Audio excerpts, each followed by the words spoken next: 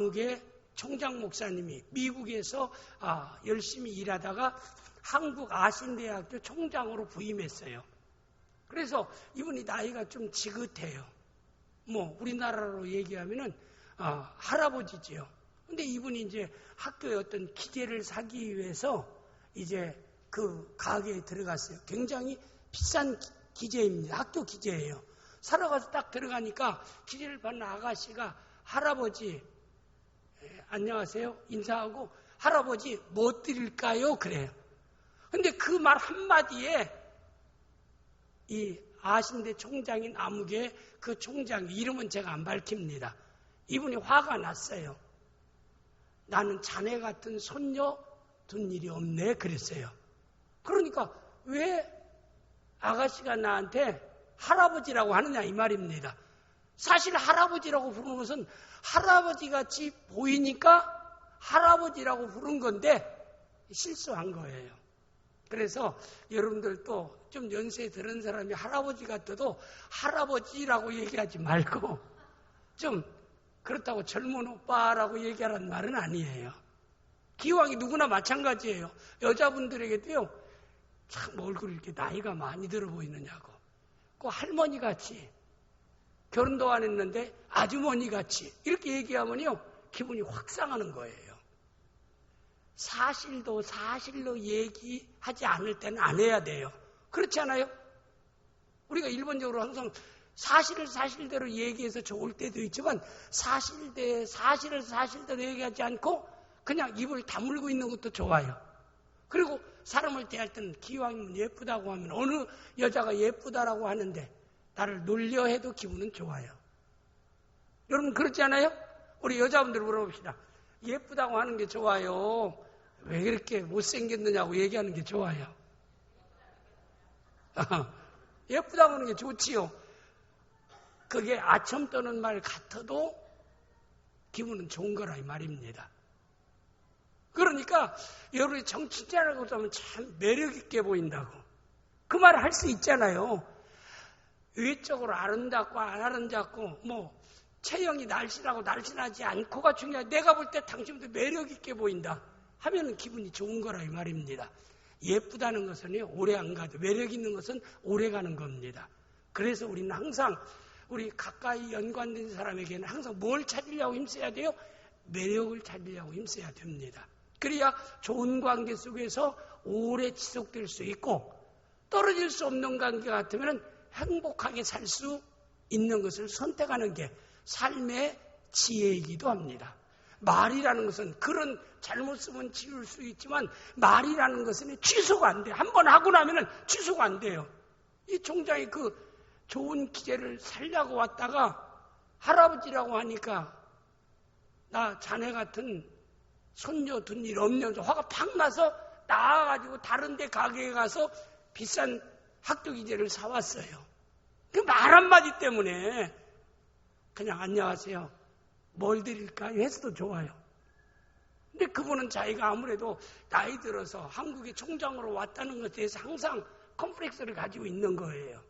근데 그걸 딱 지적하니까 순간적으로 그것도 총장 정도 되면 너 그렇게 넘어가면 좋은데 이 가게 아니면 내가 물건 살 데 없느냐 화나니까 안 사는 거예요. 임비사님도 그러잖아요. 책가게가 쫙 있는데 이 가게는 기분 나쁘겠어요? 사겠어요? 안 사겠어요? 안 사지. 다른 가게로 가지요. 그러니까 우리가 어떤 일을 해도요. 만나는 사람의 마음을 말로써 우리가 마음 상하게 해서는 결코 안 됩니다. 그래서 저는 우리 믿는 성도가 항상 그래요. 우리가 말을 할 때도 성도들은 항상 격려하는 말을 해라. 칭찬하는 말을 해라. 위로하는 말을 해라. 지적하는 말은 다른 사람이 하도록 놔두세요. 여러분이 지적하지 않아도 본인이 너무나 잘 알고 있어요. 자기의 약점 모르는 사람이 있어요? 정숙희 집사님, 정숙 집사님 약점을 정숙 집사님 알아요? 몰라요? 많이 알아요? 아마 가장 잘하는 건 하나님이에요. 그 다음에 잘하는 건 이유갑 집사님이 아니라 집사님이에요. 알고 있어요. 근데 아는 걸 꼭 집어서 한번 우리 김행동 목사님이 남에 꼭 집어서 얘기하면은 듣는 사람이 기분 좋을까요? 나쁠까요? 너는 약점이 없냐? 너는 잘한 거 있느냐? 나는 김행순 권사님 좋게만 봤는데 나의 약점을 찌르는 순간 김행순 권사님에 대한 좋은 것은 싹 사라지고 나쁜 생각만 자꾸 내 생각 속에서 떠올리는 거예요. 그러면 관계는 나빠지는 거예요. 좋은 관계의 사람은 단 한 사람이라도 왜 말 한마디 때문에 좀 참으면 되지, 그 말 한마디 때문에 왜 그 사람과 다시 회복할 수 없는 강을 걷느냐 이 말입니다. 권사님이 그랬다라고 하는 얘기가 아니라 왜 목사님 왜 나만 갖고 그래? 지난번에 목사님 왜 나만 갖고 그러냐? 가까운 사이니까 그런 거예요. 예를 들어서 그렇다 이 말입니다. 지적하는 일을 할 수 있으면 나온께서 낳기를 바랍니다. 누구든지. 남편도 마찬가지예요. 자꾸 칭찬을 잘한 것을 얘기하면요, 더 잘하려고, 내 앞에서는 더 잘하려고 해요. 격려하면 힘이 되는 거예요.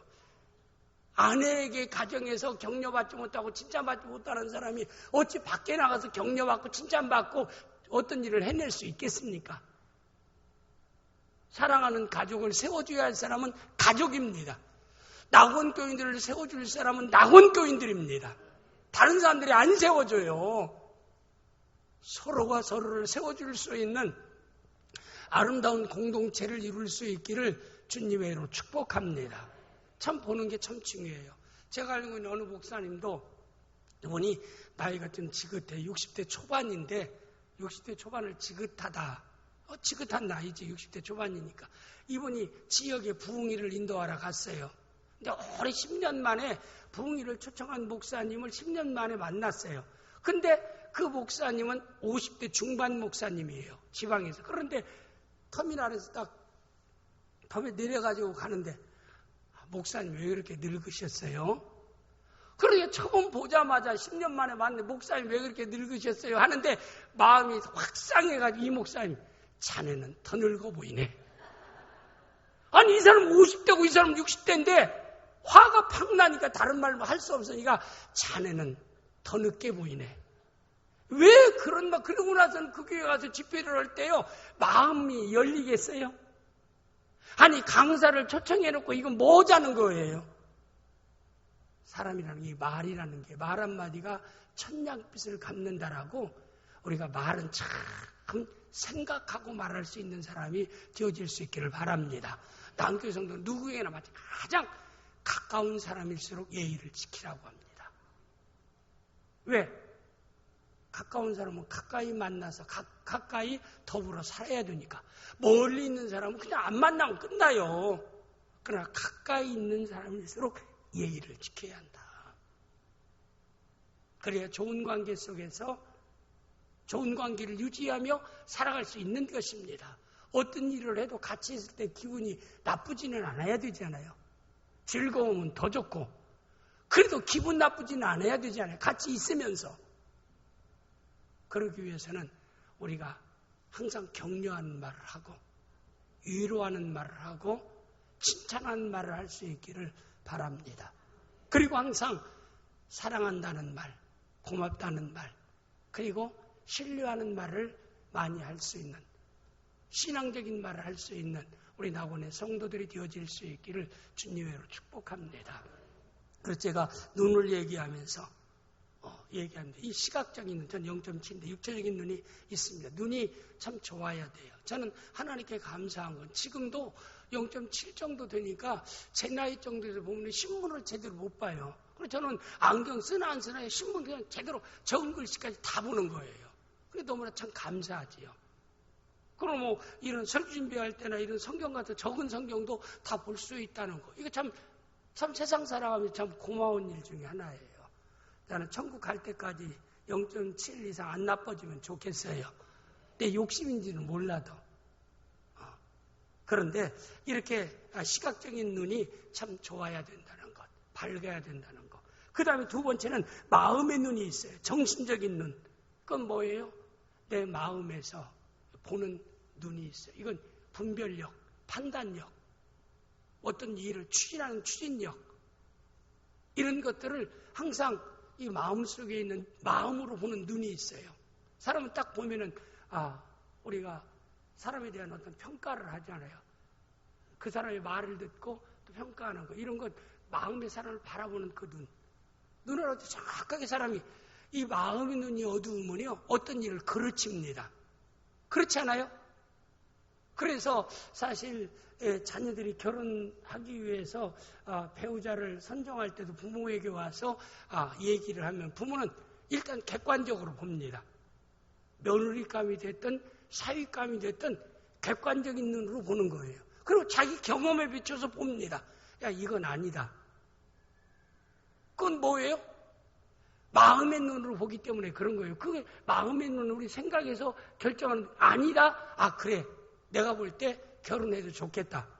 그러니까 부모들이 극렬하게 반대하는 결혼은 할 수 있으면 않는 것이 지혜입니다. 그런 결혼해서 나중에는 결혼하고 난 뒤에 나중에 후회합니다. 내가 그때 엄마 말 들을 걸 그랬어. 부모님 말씀 들을 걸 그랬어.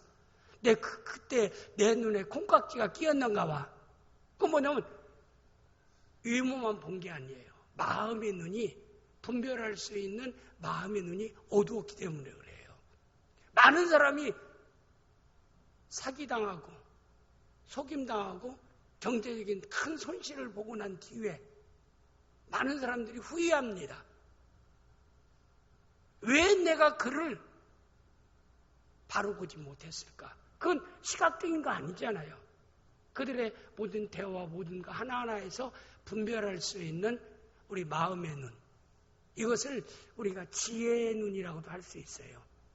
어떤 일을 정확하게 볼 수 있는 것, 이런 건 우리가 보면은 대략 경험을 통해서 우리 마음의 눈이 밝아질 수 있고, 또 지식을 통해서 마음의 눈이 밝아질 수 있어요. 배움을 통한 이런 지식, 우리가 좋은 스승, 사람이 스승이든지 책이 스승이든지 그런 걸 통해서 마음의 눈에 대한 통찰력이 있어서 어떤 일을 정확하게 보고 정확하게 결정을 내릴 수 있는 것은 뭐 시력이 좋아서 분별을 잘하는 게 아니에요. 그렇잖아요? 마음의 눈이 밝아야만이 정확하게 모든 것을 보고 결정할 수가 있는 것입니다. 그래서 우리는 마음의 눈이 어떻게 해야 돼요? 밝아야 돼요. 그래야 인생을 살아가면서 실수하지 않고 실패하지 않고 성취하며 달성하며 성공적인 삶을 살아가게 될 줄을 믿습니다. 이런 건 거의 다 보면은 배움을 통해서 얻어지는 겁니다. 배움을 통해서 얻어지는 거예요. 그 다음에 경험을 통해서도 얻어지고, 그 다음에 세 번째는 신령한 눈이 있어요. 이건 영적인 눈이라고 얘기하는 겁니다. 그래서 요한계시록에 안약을 사서 눈에 넣어서 보게 하고, 이건 뭐예요? 이건 영적인 눈을 얘기하는 거예요. 신령한 세계를 보는 눈. 우리가 본다라고 하는 것은요, 꼭 시각적으로 보는 것만 보는 게 아니라 마음에 받아들이는 것을 본다라고 표현합니다. 우리가 뭐예요? 들어본다, 만져본다, 두드려 본다, 디뎌 본다. 이 본다라고 하는 것은 꼭 시각적, 육신적으로 보는 것만 얘기하는 게 아니라 내 마음에 받아들여지는 겁니다. 그것이 인정되어지는 겁니다. 그럴 때 우리가 신령한 세계를 볼 수 있는 눈, 세상 사람들이 보지 못하는 하나님을 볼 수 있는 눈, 2000년 전에 골고다 날 십자가에 돌아가신 예수 그리스도가 내 죄를 담당해서 돌아갔다는 사실을 볼 수 있는 눈, 마음에 내가 받아들일 수 있는 그런 눈을 영적인 눈, 신령한 눈이라고 얘기하는 것입니다. 그러므로 우리는 시각적인 눈이 됐든 마음의 눈이 됐든 신령한 눈이, 인생을 살아가는데 중요한 것 중에 하나가 눈이 좋아야 한다. 눈이 좋아야 건강한 삶, 행복한 삶을 살아갈 수 있다라고 하는 것을 성경이나 역사나 모든 상황 가운데서 우리가 이미 증명되어지는 사건들입니다. 그래서 오늘 저는 이 룻기에 등장하는 두 여인이 나와요. 물론 많은 사람이 나오지만 그 대표적인 사람을 나옴이라고 하는 여인과 룻이라는 여인인데, 이 사람의 눈은 완전히 다른 눈을 가지고 있어요. 나오미가 보는 눈과 룻이 보는 눈이 다른 눈을 가지고 있어요. 그래서 우리는 이 두 여인을 통해서 우리는 어떤 눈을 내가 가지고 세상을 살아가는가, 내가 어떤 눈을 본받아야 되는가라고 하는 것을 룻기에서 우리에게 보여주고 있다는 사실입니다. 그래서 여러분과 저는 그리스도인이, 성도가 건강한 눈, 하나님이 기뻐하는 눈, 바른 눈이 어떤 눈인가라고 하는 것을 오늘 여러분에게 말씀을 드리면서 함께 은혜 받는 시간 되어지기를 원합니다. 먼저 얼마 전 뉴욕 타임즈에 실린 기사를 보니까 펜실베니아 대학의 심리학자 길슨 교수라는 사람이 어떤 시험을 해서 연구 발표를 했습니다. 그래서 많은 사람에게 화제가 됐어요. 길슨 교수는 그는 환하게 행복한 자세로 웃는 얼굴을 그림으로 그리고 슬픔에 잠긴 얼굴을 또 그림으로 그리고 두 가지를 살짝 겹치게 그려놓았어요. 그림 잘 그리는 사람을 통해서 웃는 모습과 슬픈 모습을 두 가지를 그려서 겹치게 했습니다. 그래서 그걸 사람들에게 보여주었어요. 그런데 놀랍게도 똑같은 그림인데도 보는 사람의 반응이 둘로 나뉘었다고 합니다. 한쪽 사람들은 웃는 얼굴을 보고 행복한 모습의 표정이라고 말하는 무리가 있었고, 다른 한쪽 사람들은 슬픈 얼굴과 불행한 모습을 보고 저는 불행한 슬픈 표정이라고 말했다고 합니다. 그래서 길슨 교수는 이것을 인식의 차단이라는 말로서 설명했습니다. 그의 연구에 의하면 자신과 세상을 보는 태도에 따라서 눈에 들어오는 그림이 결정되어진다고 합니다. 즉 자기 인생에 슬프고 불행하다고 생각하는 사람은 두 그림을 딱 보게 될 때 슬픈 그림으로 그 그림이 보이고, 또한 자기 인생에 행복하다고 느끼는 사람의 눈에 행복한 그림이 보여졌다라고 합니다. 그러니까 똑같은 것을 보고도 어떤 사람은 슬프게 보고 어떤 사람은 기쁘게 본다 이 말이에요. 어떤 것은 행복한 모습을 그림 속에서 찾고 어떤 사람은 불행한 모습을 그림 속에서 찾는다라고 합니다. 루브르 박물관에 가면 소장된 모나리자가 있습니다. 우리 모나리자는 우리 초등학교 미술 그림을 통해 너무나 많이 보았던 그 모나리자상 너무 잘 알고 있잖아요. 그런데 그 모나리자를 보면 한 두 가지로 얘기해요. 어떤 사람은 한쪽은 천진난만한 그 아름다운 모습의 눈빛을 보고, 어떤 사람은 정말 악한 여인의 그 눈을 가진 이런 모습이라. 똑같은 그 모나리자를 보면서도 보는 사람에 따라서 어떤 사람은 정말 천사와 같은 얼굴로 보고 어떤 사람은 악마와 같은 얼굴로 본다라고 해요. 그래서 모나리자에 보면 어떤 사람은 모나리자를 참 예쁜 여인이, 신비한 여인이라고 얘기하는데 어떤 사람은 참 못나고 악한 여인이라고 얘기하는 사람이 있다라고 해요. 그래서 어떤 사람이 참 모나리자가 참 그게 욕이라고 하는 사람도 있고 그게 칭찬이라는 사람도 있다라고 합니다. 똑같은 그림인데도. 그러므로 세상을 살아가는 사람에게 중요한 것 중에 하나가 어떤 눈을 가지고 살아가느냐라고 하는 게 우리에게 너무나 중요합니다. 마태복음 6장 22절에 23절 말씀에 보면은 예수님께서 하신 말씀이 있어요. 다 같이 보겠어요? 눈은 몸의 등불이니 그러므로 내 눈이 성하면 온몸이 밝을 것이요 눈이 나쁘면 온몸이 어두울 것이니 그러므로 내게 있는 빛이 어두우면 그 어둠이 얼마나 더하겠느냐. 이 말씀 가운데 보면은 눈은 몸의 등불이라고 하죠. 눈은 몸의 등불이라. 그러므로 눈이 성하면 온몸이 밝을 것이라. 눈이 나쁘면 온몸이 어두울 것이라 그랬어요. 그럼 뭘 얘기할까요?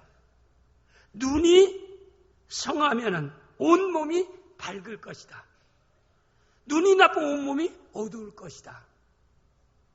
똑같은 환경과 조건을 보면서도 건강한 눈을 가진 사람은 건강한 삶을 살아갈 수 있게 되어진다라고 하는 것을 말씀하고 있는 것입니다. 그래서 오늘 저는 예수님이 말씀하시는 눈의 소중함에 대해서도 말씀하고 있는 말씀의 내용이기도. 그래서 우리 나온 교회 귀한 성도들은, 이 예배 참석한 모든 성도들은 예수님 말씀하시는 눈이 건강할 수 있기를, 좋은 눈을 가지고 세상을 살아갈 수 있기를 주님의 이름으로 축복합니다. 나는 시력이 0, 얼마인데요. 그건 제가 그랬죠. 마음의 눈이 소중하고 영적인 눈이 소중하더라고요. 육신적인 눈은 과학적인 어떤 나식이 됐든 나색이 됐든 수술을 통해서라도 어떤 과학적인 도움을 통해서도 받게 할 수는 있지만은 마음의 눈과 영적인 눈은 얼마든지 우리 스스로가 건강한 눈으로 바꿔갈 수 있다라고 하는 것을 우리는 알아야 될 줄을 믿습니다.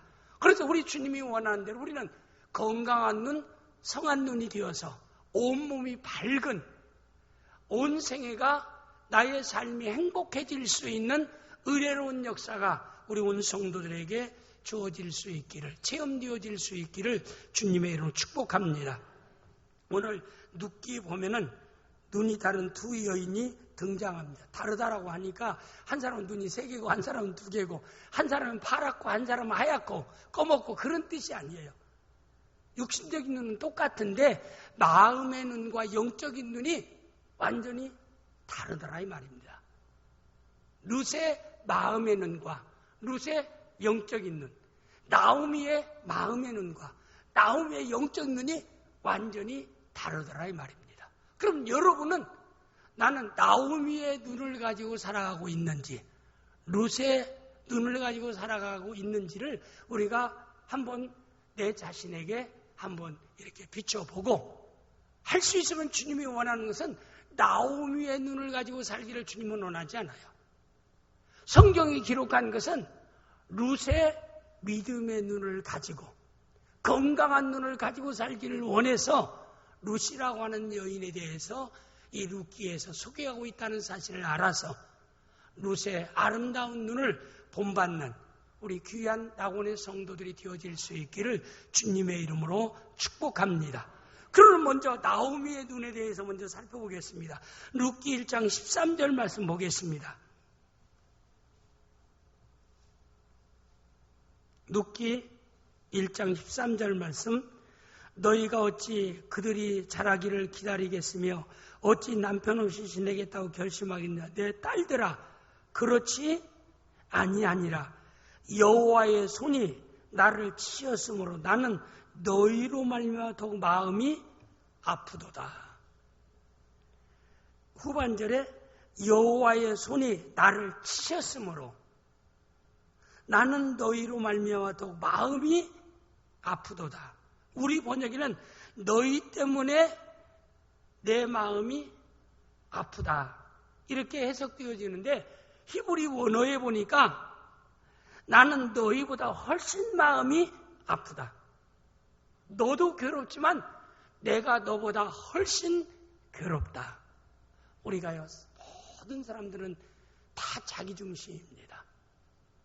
다른 사람이 크게 아픈 것보다 내가 적게 아픈 것이야. 내 고통이 크게 느껴지는 겁니다. 사실 나오미의 눈에는 며느리들의 그 아픈 것은 크게 보이질 않아요. 자기의 아픈 것만 크게 보입니다. 그러면 이 말씀대로라고 하면은 벌써 나오미가 보는 눈은 항상 자기중심이에요.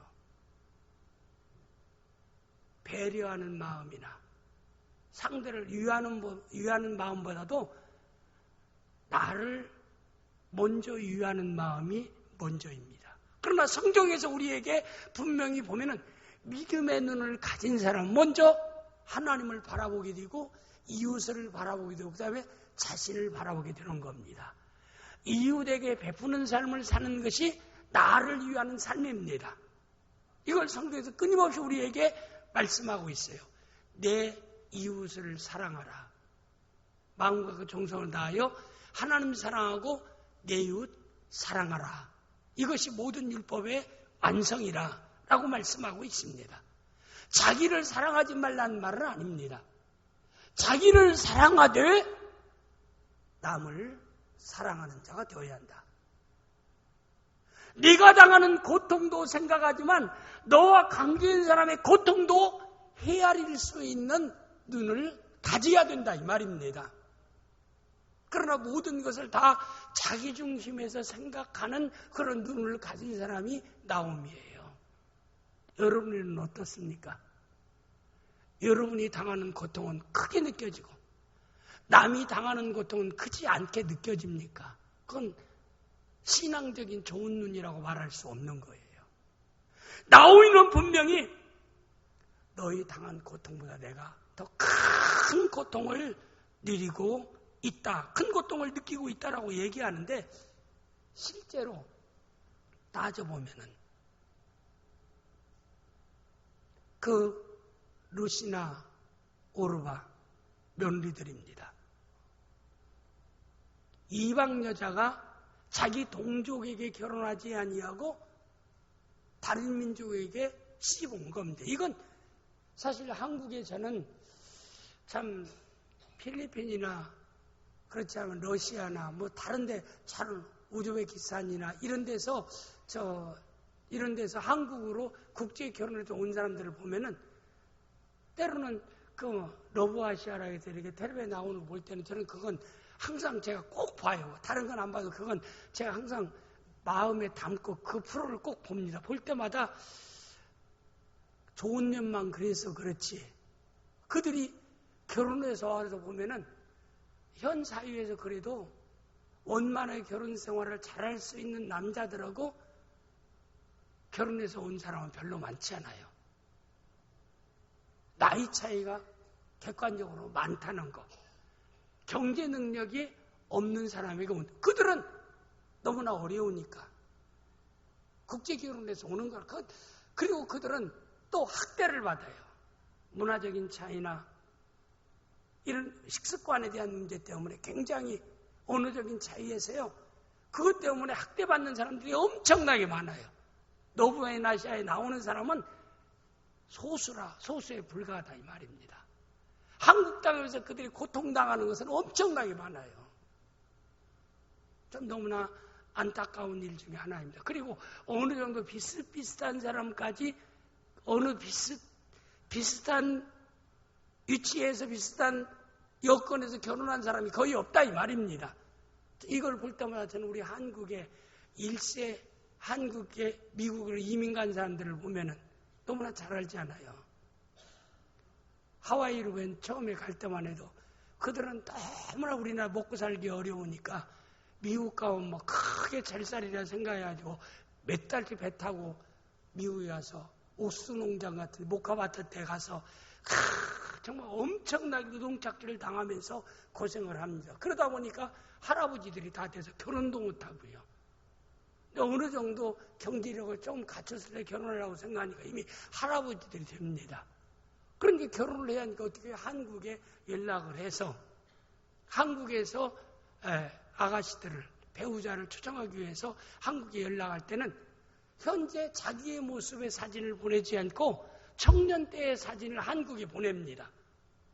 그래가지고 청년 때 사진을 보내니까 한국에서 미국에서 돈 벌고 한국에서 먹고 살기도 굉장히 어렵고 그러는데 얼굴도 멋있고 거기 가면 좀 그래도 배부르게 잘 먹고 한국에 자기 가정에 경제적인 도움이 되겠다고 생각해가지고 꿈을 안고 배를 타고 결혼한다고 하와이에 도착해서 나루에 딱 가서 보니까 사진대로의 남자는 하나도 없어요.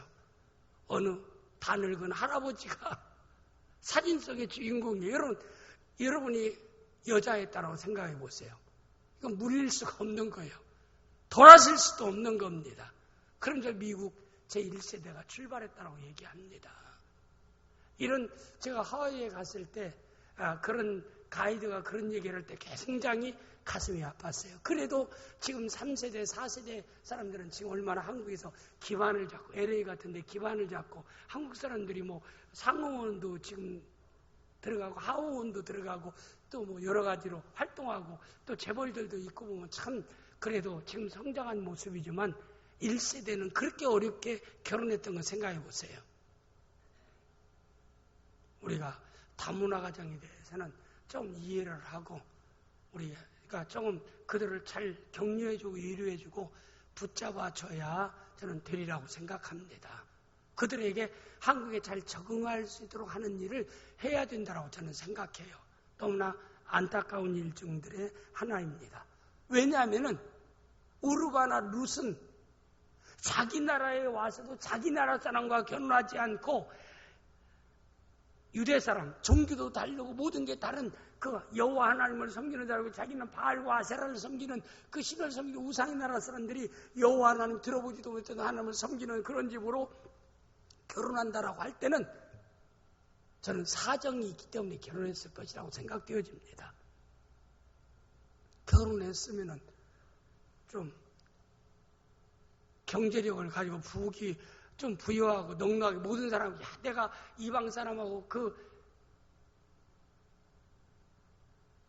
룻이 생각할 때는, 우르바가 생각할 때는 이방 유태인과 결혼했어도 좀 모든 외적인 조건에 행복하고 모든 게 참 자랑할 만하면 좋은데 결혼해서 얼마 되지 않아서 가정을 이끌어가는 가부장 제도에서의 그 시아버지가 죽게 됩니다. 또 얼마 지나지 않아서 룻의 입장에서 자기의 시숙이 또 죽게 됩니다. 얼마 되지 않아서 자기 남편이 죽게 됩니다. 남자 중심에서 가정경제가 돌아가는데 이제는 연로하신 나오미라는 시어머니 한 사람 남고 여기에서 우르바와 룻 여인 두 사람이 남습니다. 세 사람이 딱 남았어요. 그리고 난 뒤에 그 나오미가 나는 여기서 더 이상 살 수 없다. 너희들은 다 친정집으로 돌아가라. 나는 내 고향으로 돌아가리라. 얼마나 무책임한 말입니까? 나는 너보다도 더 고통을 많이 당한 자다. 라고 그가 얘기합니다. 그러면 이 나오미가 보는 시각적인 걸 제가 얘기하는 거예요, 지금. 사실 룻의 입장에서 생각할 때는요, 모든 것을 초월하고 희생적으로 그가 결혼해서 왔는데 경제적인 중심에서 있는 시아버지도 죽고 시숙도 죽고 자기 남편까지 죽고 그리고 아이라도 있으면 좋은데 아이도 없어요. 자기의 동서 우르바는 마을 떠나라고 하니까 빨리 그냥 떠나버렸어요. 내가 이 노인하고 있어봤자 소망도 없는데 더 있을 필요가 뭐 있느냐고 손살같이 그냥 다 가버리고 룻 혼자 남았어요. 그런데 나오미가 얘기하는 거야. 나는 네가 고통스럽지만 네 고통보다 내가 더 갑절의 고통을 느낀다. 그러므로 너는 돌아가라고 얘기합니다. 룻기 1장 19절 말씀 내용이 보면은 룻기 1장 19절 말씀 그 뒤에 이제 돌아가라고 얘기하고 난 뒤에 그 다음에 내가 더 여기 룻기 1장 13절에서는 19절은 좀 이따 얘기하겠습니다. 13절에서는 두 가지. 첫째는 너희로 말미암아 내 마음이 더 아프다라고 하는 것은 전혀 룻의 고통은 시어머니의 고통보다도 훨씬 더 큰 고통이라 이 말. 그런데도 큰 고통인데도 룻의 위치에서 룻의 고통을 헤아릴 수 있는, 룻의 고통을 볼 수 있는 마음의 눈이 없었다라고 하는 점입니다. 또 한 가지 또 중요한 것은 여호와의 손이 나를 치셨다. 여호와의 손이 나를 치셨다라고 얘기하는데 우리가 바로 알아야 됩니다. 우리 하나님께서 우리 믿는 성도를 치시는 하나님은 아니에요. 여호와께서 나를 치셨으므로 내가 부유한 자로서 여기 왔다가 이제는 궁핍하게 되었다라고 그가 말하고 있어요. 룻기 1장 21절 말씀 내용이 보면은 내가 풍조하게 나갔더니 여호와께서 내게 비어 돌아오게 하셨느니라. 여호와께서 나를 징벌하셨은즉 전능자가 나를 괴롭게 하셨도다. 그러니까 자기는 믿음을 따라 살고 말씀대로 순종하고 바른 길을 걸어가는데 하나님이 자기의 모든 풍요로움을 빼앗아가고 자기에게 징벌하고 자기에게 고통을 줬다. 모든 책임을 누구에게 돌리고 있어요? 하나님께 돌리고 있어요.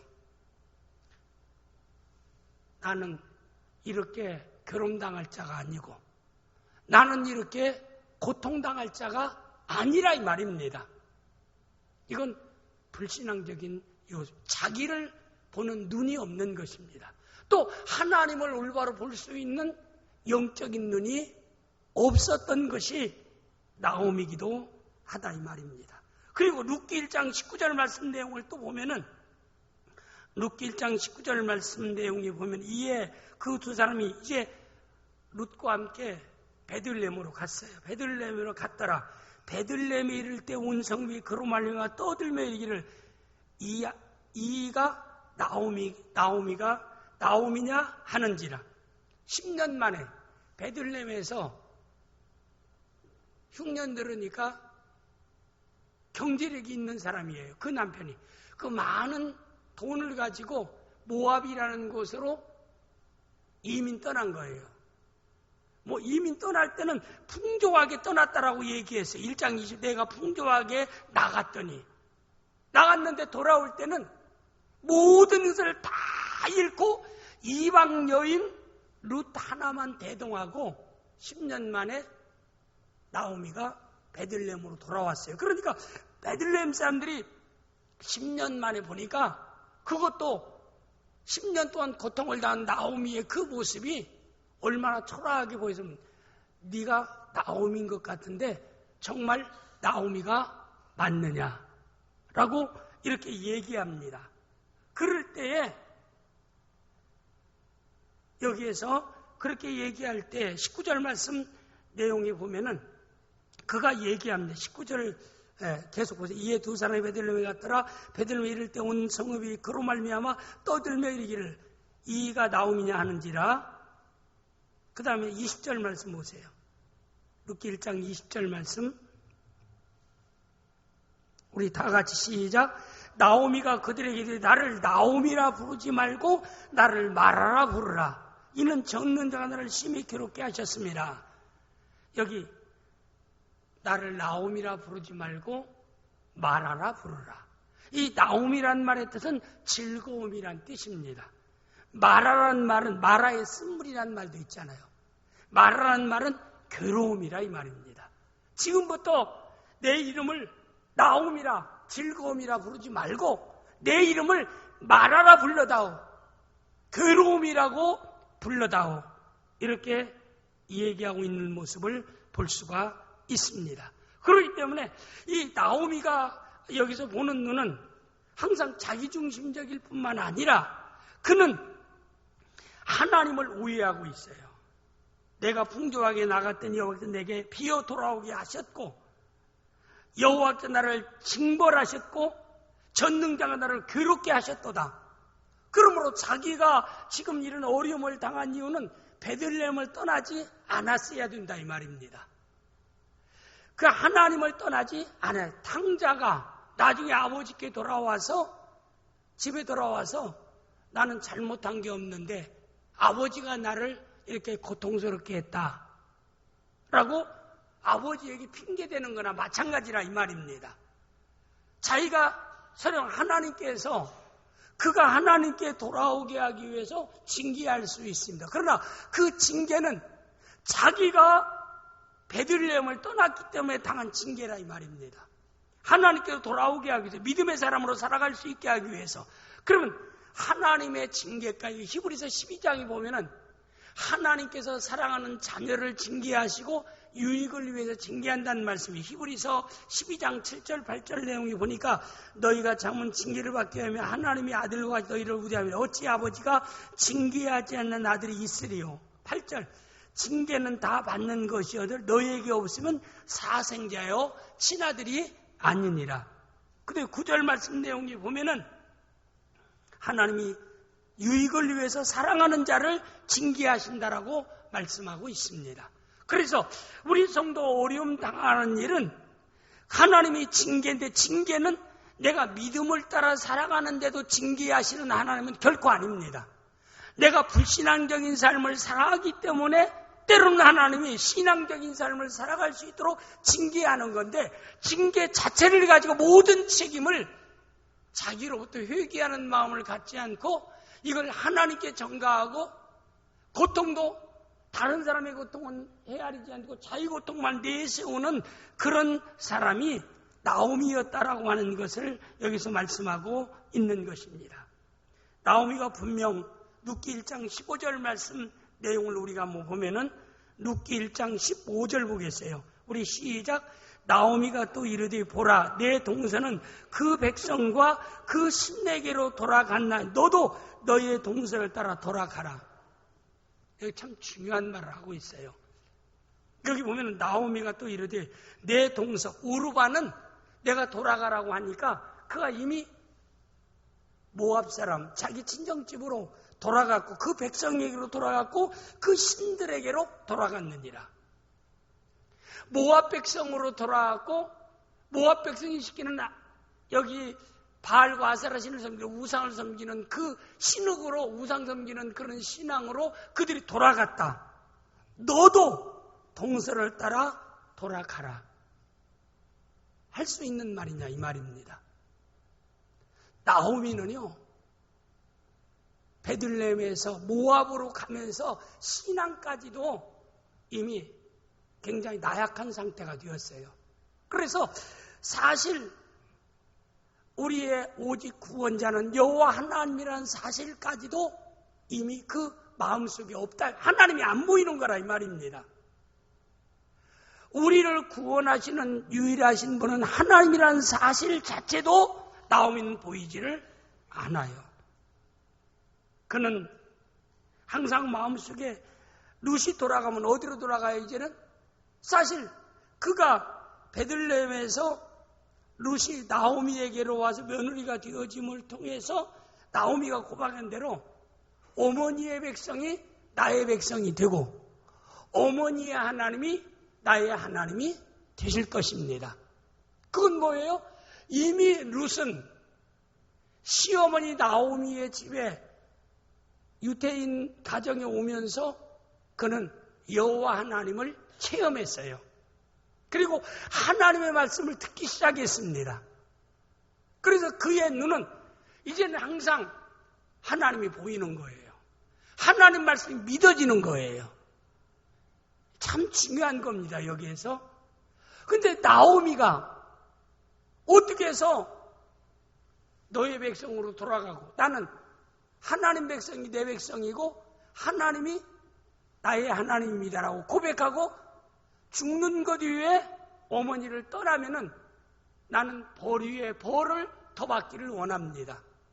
이게 룻이 보는 믿음의 눈이라 이 말입니다. 영적인 눈, 마음의 눈이 열려있는 사람이 룻입니다. 하나님이 보여요. 하나님 나라가 보이는 겁니다. 하나님 백성이 복된 것이 보이는 사람이 룻입니다. 근데 나오미는 보세요. 하나님이 보이는가? 나오미는 현실만 보입니다. 네 남편 죽었지 않느냐? 경제의 주역인 네 시아버지도 죽었지 않느냐? 너는 자식도 없지 않느냐? 너는 경제력도 없지 않느냐? 너와 같이 있는 것이 나에게 고통이다. 너도 네 동서처럼 너의 백성으로 가고 너의 신을 섬기는 길로 돌아가라. 이런 말은 할 수가 없는 거라 이 말입니다. 그러나 룻은 나오미하고 보는 눈이 달라요. 어머니가 가시는 곳에 나도 가겠고 어머니의 백성은 하나님의 백성이에요. 어머니의 백성이 내 백성이 될 것이며 어머니가 섬겼던 그 하나님이 나의 하나님이 될 것입니다. 어머니를 내가 섬기는 일에, 공경하는 일에 죽음 이후에는 어머니를 공경하는 그 일을 저는 결코 놓지 않겠습니다. 만약에 죽음 이후에 어머니를 섬기는 일을 행하지 않냐면 여호와 하나님 나에게 벌 위에 벌을 내리기를 원합니다. 그러면 나오미의 시각과 룻의 시각은 완전히 상반되지 않아요. 나오미는 뭐니 해도 머니가 제일이고 사후에 천국 가서 영광 얻는 지상에서 부귀영화 떵떵거리며 사는 것이 더 소중하고 중요한 것이고 그걸 선택해야 된다라고 하는 믿음 안에 들어와서도 삶에 항상 눈은 세상을 향하고 있는 사람입니다. 눈에 보이는 것에 항상 집중되어 있는 사람입니다. 그런데 룻은 그러지 않지 않아요. 그는 세상에 의지할 것 있어요? 아무것도 없어요. 자식도 없어요. 남편도 없어요. 경제력 있는 시아버지도 없어요. 또 경제력도 없어요. 자기에게 남은 건 누구예요? 평생 동안 섬겨야 할, 평생 동안 공경하고 섬겨야 할 짐이 되는 나오미 늙은 시어머니밖에 없어요. 그런데도 나는 이 가정에 와서 하나님을 만났습니다. 하나님의 말씀을 내가 들었습니다. 내용이 그래요. 그래서 나는 하나님을 선택합니다. 하나님 말씀을 순종할 것을 내가 항상 마음에 선택합니다. 내가 죽는 것 이외에는 하나님을 떠나지 않겠고 하나님 말씀을 떠나지 않고 따르겠습니다. 사실 룻에 보는 것은 시각은 하나님 보고 내세를 보는 거예요. 이런 선택을 할 때 룻의 마음의 눈 속에 보아스가 보였을까요? 김용길 집사님 볼 때 이렇게 고백했을 때 보아스가 보였어요? 안 보였어요? 김용길 집사님 보였어요? 안 보였어요? 보아스는 생각도 안 했어요. 보아스를 볼 수 있는, 미래를 볼 수 있는 눈이 있다 하면 내 이것만 통과하면은 베들레헴에 재력 있고 덕망 있고 또 싱글된 보아스를 만나게 되고 그 가문을 통해서 메시아가 오게 되고 새로운 제2의 인생은 정말 복되고 존귀한 인생이 펼쳐질 것이다 라는 사실을 그가 소망한 게 아닙니다. 본 게 아니에요. 예측도 전혀 하지 않았습니다. 그런데도 그는 어머니의 말을 받아들이고 오르바처럼 돌아가지도 않았어요. 오르바는 세상을 바라보는 사람이에요. 세상 것을 중요하게 여기는 사람. 그럼 예수 믿는 사람은 세상 것을 부정하고 살라는 말이 아니에요. 우선순위에서 먼저 그의 나라와 그의 의를 구하라 이 말입니다. 이것이 구원받은 성도와 불신자와의 차이점이라 이 말입니다. 여러분과 저는 나오미의 눈을 아무리 사정하려고 힘들고 어려워도 나오미의 눈을 가지고 살아가는 성도가 되지 말고 룻과 같은 믿음의 눈을 가지고 살아갈 수 있는 귀한 성도들이 되어질 수 있기를 주님의 이름으로 축복합니다. 결국 그런 결과가 어떻게 됐어요? 그의 마지막 룻의 결과는 로마서 8장 28절대로 하나님을 사랑하는 자, 그 뜻대로 부르심을 입은 자들에게는 모든 것이 합력해서 선을 이루느니라. 믿음을 선택했던 룻의 선택은 결과가 어떻게 됐어요?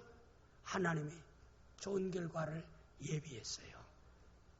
여러분과 저도 믿음을 선택하고 하나님을 선택하고 하나님 나라를 선택하는 여러분이 되어진다라고 하면은 하나님 여러분의 생애도 하나님 복되게 하실 줄을 믿습니다.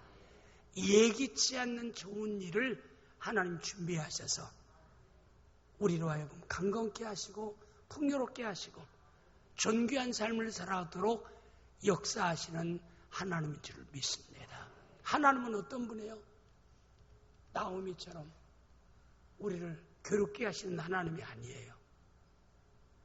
많은 것을, 풍족한 것을 없게 하시는 하나님이 결코 아니라는 사실을 우리가 꼭 기억해야 합니다. 저는 제가 좋아하는 말은 로마서 8장 32절 말씀입니다. 자기 아들을 아끼지 아니하시고 우리 모든 사람을 위하여 내어주시니까 어찌 그 아들과 함께 모든 것을 우리에게 은사로 주시지 않겠느냐.